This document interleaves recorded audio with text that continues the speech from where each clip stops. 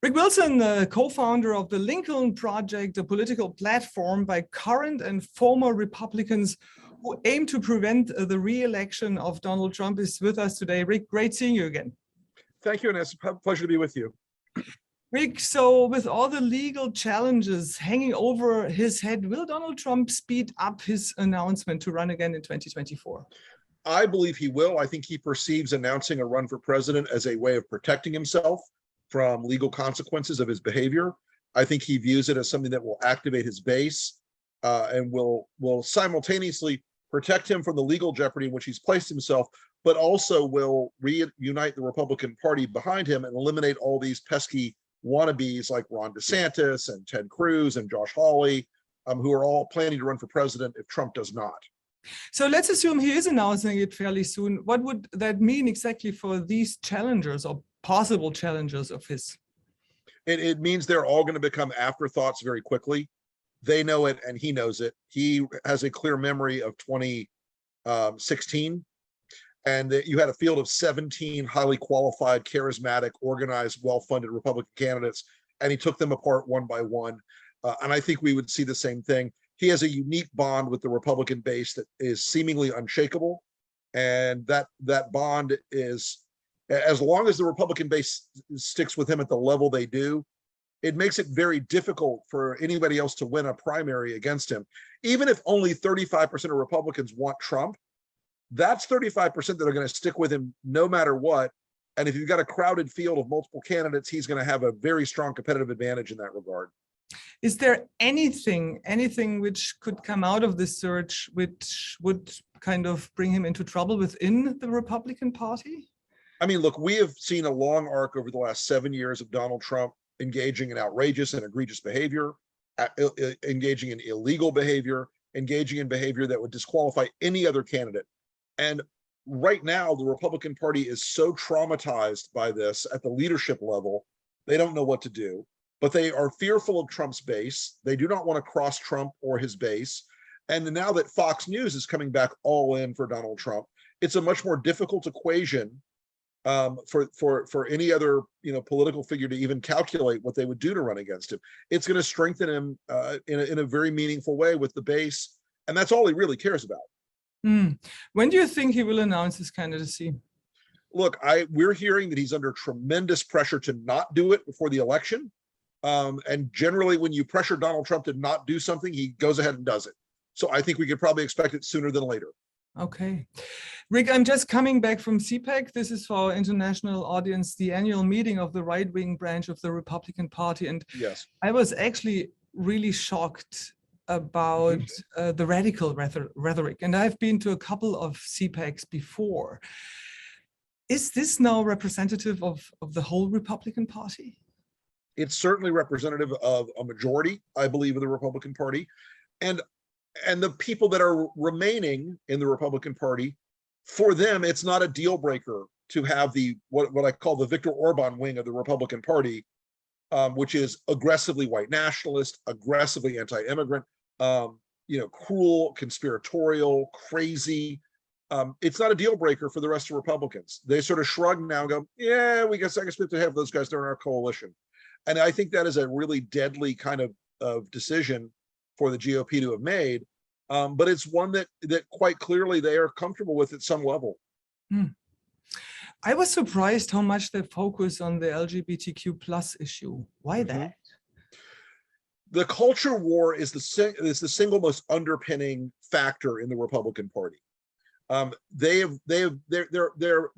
a post-policy party on almost every other issue, except for the fact that they want to be very, very involved in the LGBTQ question, in part because a meaningful fraction of the Republican base is that evangelical, nationalist, populist cohort, and they believe that they're going to win the culture war, and they're going to make homosexuality go away and make the LGBT community vanish by regulating them out of existence. I think this is a grotesque and sickening set of beliefs, but it is certainly something that is driving a lot of behavior inside the Republican Party. It's why they associate anyone who's LGBT with pedophilia. It's why they talk about grooming. It's why they do all these things that are of course, untrue, but that have a resonance in the culture space that the evangelical Christian community operates in.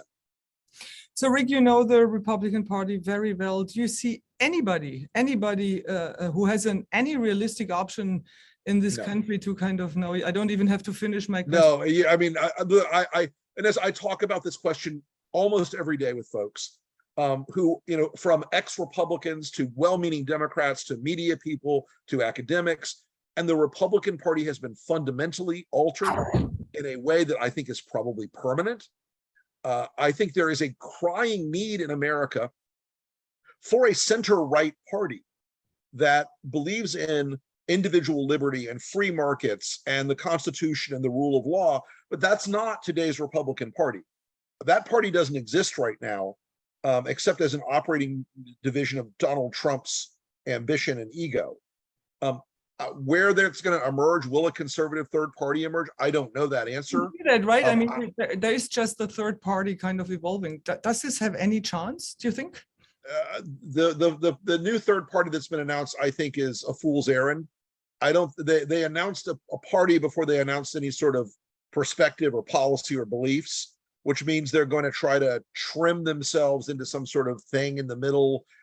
And honestly, Americans respond, good and bad, to people who act from belief and principle.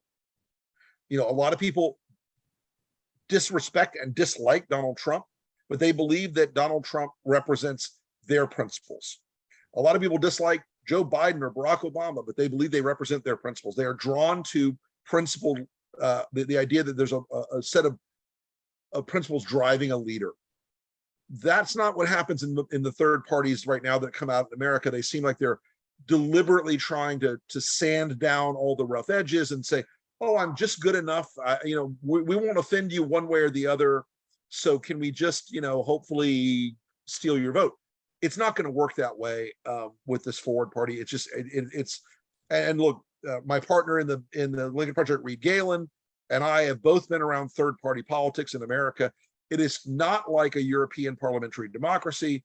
It is not like other countries where multiple parties are the rule of the land. It is very much a duopoly in the political parties in America, and it's hard to break people out of their cultural silos and get them to consider a third party option. Rick, my last question before I let you go. Given the growing distrust in the political institutions, are you concerned about political uprisings or violent uprisings before, during, or after the next election? And as we have seen already in America, a rise in political violence on the right. And that political violence took a toll on January 6th. It actually happened again yesterday when an armed gunman attacked an FBI office in Ohio. Why? Because he was told by the entire right-wing propaganda machine that the country is under attack, that Trump is under attack, and they have to take immediate steps. I am deeply concerned about the rise of political violence in the U.S. And anytime a political system becomes inflected with the option of using violence to achieve a political end, it is profoundly unstable, profoundly dangerous, and cannot be called a republic or a democratic republic in any context. It is increasingly relevant to the lives of American people that the mob on the side of the Trump equation is using the rhetoric of violence. They are stepping up the threats of violence, and we're seeing increasing acts of violence. This is a spectrum we need to find a way to check and stop as quickly as we can. It is a deep concern to me and many others. But what can be done? Look, you have to raise the stakes in America of being in that nationalist, populist, pro-violence cohort. You have to make them unelectable. You have to find ways to tell people that if they think they're electing a Republican because that's what they've been all their lives, they need to look more closely at who those people are now. I often analogize that today's Republican Party to like those creatures that parasites in the jungle will take over its brain and eat it from the inside out. That's what's happened to the GOP. And people who still sort of have a vestigial alliance or allegiance to the Republican Party are not voting for the Republican Party of George Bush or Ronald Reagan or Eisenhower or Teddy Roosevelt. They're voting for a Republican Party that is profoundly different than that and is engaged in again, conspiracy, cruelty, craziness, violence at a level that we've never seen in the US before.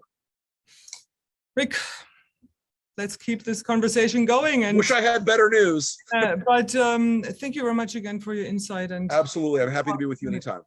Thank you very much. Thanks. Bye.